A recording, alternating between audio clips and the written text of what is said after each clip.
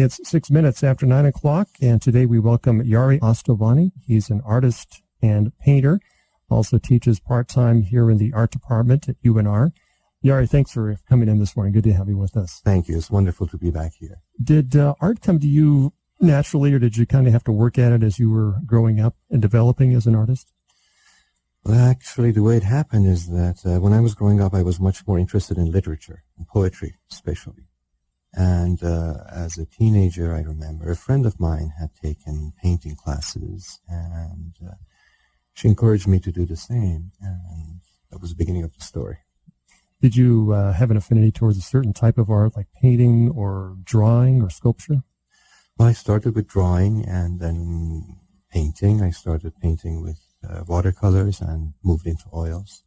I was always interested actually in building things and making things out of, I can't say nothing, seemingly nothing, I should say, transforming things. And painting just, I took to it like, fish to water.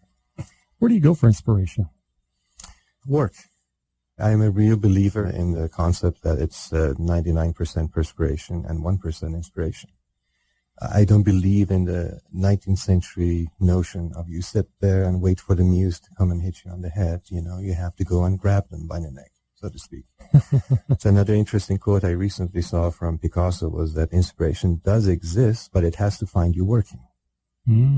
So that's my approach. Another way of putting it is that I see it in two ways, with the conscious mind and the unconscious mind. Your conscious mind's duty is to show up at the studio and work, put in the hours. Once you do that, then your unconscious mind opens up, and what we call inspiration starts coming in. Sitting there and waiting for it, in my opinion, does not work. You have to be disciplined. You have to be disciplined, yeah. There's a lot of decisions you have to make as an artist, too. When you're sitting there in front of the canvas, you have to decide colors, the size of the piece, textures. What kind of things are going through your mind when you're working on a piece? Well, that's where the unconscious mind comes in. You see, everything you've done in your life, everything you've learned, everything has gone through your filter of your being and experiences comes through. So you don't have to make a decision. The decisions are made for you, inside you, but for you. So this is another approach that I have. I can actually make an analogy to one of my favorite musicians, the way, for example, Keith Jarrett works. Improvisation. You do your practice. You do show up, put in your hours. That means technique. That means working all the time, keeping your hands in it. And once you get to the work, you pull back and let it come through you. So it doesn't mean that something else is taking you over. It is going through you, except your conscious mind gets in the way. At that point, I try to pull back and let the work come through. Once you've done with that session, you come into the studio the next day, then you can look at it with a critical mind and see, okay, what happened yesterday? What did I do? Because if you are trying to make these kind of decisions as you're working, when things are revealing themselves to you, you're judging them basically with what you know, with your experiences. And your experiences by nature are limited. So if something new is trying to reveal itself to you, you curtail it, you stop it, because you can't understand it, you don't know what it is. So to me, it works best for me when I pull back and let it happen. And there's a time for analysis, and that's later. Not when the work is being done. This has happened to me often where I was not happy with a painting, the way it was going. I did not understand it, and I would just set it aside for months and then go back to it. And 6 months later, a year later, and it would look actually finished to me, and it would be a favorite painting of mine. And that would tell me that it was trying to tell me something that I wasn't ready to accept yet.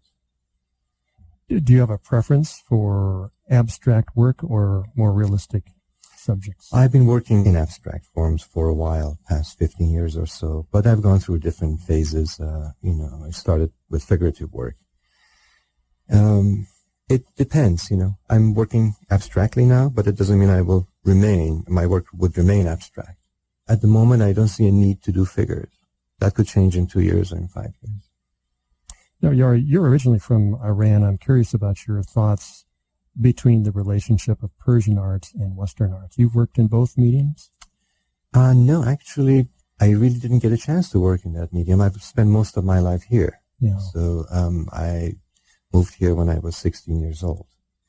But, you know, the culture in which you're born is always a part of you, and you always try to figure out a way to reconcile these two, the one culture that you actually breathe in and the one that you were born into. And there's so many interesting connecting points and even, you know, friction points that have always interested me in that, and I've been trying to look at that. For example, you know, in not just in Persian art, but in cultures where you read from right to left, you also visually enter a picture plane from right to left. So that's very interesting. For example, here we enter it from left to right, subconsciously, not being aware of it. But so that, for example, as a point of departure, what kind of things keep happening in a piece of work in that culture, as far as, you know, underlying rhythms.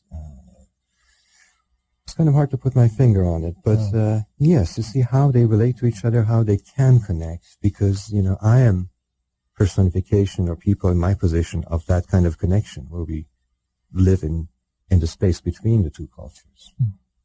There must be some universal themes as well that you've discovered. Oh, of course, you know, that's above all, I would say, because at the same time, I think it's possible to fall into the kind of a cultural trap when you try to focus on these kind of approaches. So the universality of it is the most prominent thing in my mind. What are some of those universal themes for you? Shall we go into epistemology? You know, I mean, why we are here, who we are, and what we're made of, and how we relate to each other, and why. It's hard to put your finger on it, but you know, you feel it. You know what it is. What kind of things are you working on now? I'm still working on abstract series that I've been working on. I always work in series, and sometimes series can go on for many years. Like I may do like 10 paintings in one series, and then it would stop, and then 5 years later, the next one in that series would come along. So there have been a long-standing series I've been working on, Conference of the Birds, and that's still going on. Another one, Numinous, and a new one that has started recently called The Verses. Why do you work in a series? Why? I'm not sure. I think what needs to be said needs more than one piece for it to be said. It's kind of a musical piece, really. You need more than one movement. And I do look at my work as musical compositions. I must add that too. Music has always been a great passion of mine. And at some point I found that I used musical terminology to describe my work. Mm-hmm. That made me look at it more closely, and I realized, you know, actually, yes, I do see it as a musical composition coming together. Do you listen to music when you work? I do. I listen to music, period. Music has always been a great part of my life. Unfortunately, I never learned an instrument, but I've been singing for many years in various choirs here, and also when I moved to the Bay Area there. So music has always been a part of my life. Yari, thank you so much for coming in and talking with us, and best of luck with your work. Thank you. It's been a pleasure.